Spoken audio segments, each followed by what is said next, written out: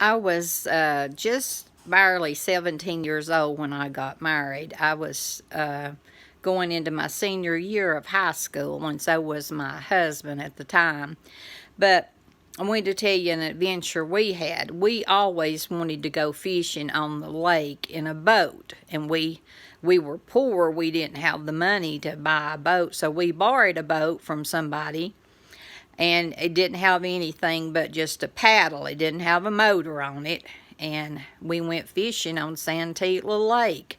Santitla is a big lake. But anyways, we were lucky and caught the awfulest bunch of fish you've ever seen. We had a string of fish so heavy that my husband could barely pull it up to add another fish to it. We'd put it on a string and hang it off the boat in the water. Well, we caught pike, catfish, brim, just all kinds of fish, bass, and you have to really be careful if you catch a pike because they have teeth and they're sharp.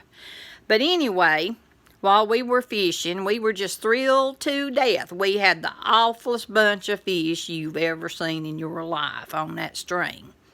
Well, it blew up a storm just out of nowhere, and we were heading for land just as hard as we could. We only had paddles for one person. Well, we was stuck out in the middle of that lake, and it's storming and lightning, and I was scared to death because I'd always been told stay away from a window when it's lightning. But something happened during that storm that we lost all of our fish. The line broke, and the fish were all gone, and we could have just cried our eyes out.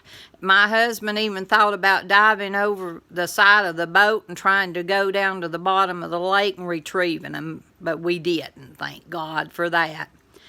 But that was a real adventure. We had fun, we were thrilled to death, but we were disappointed when we lost our fish.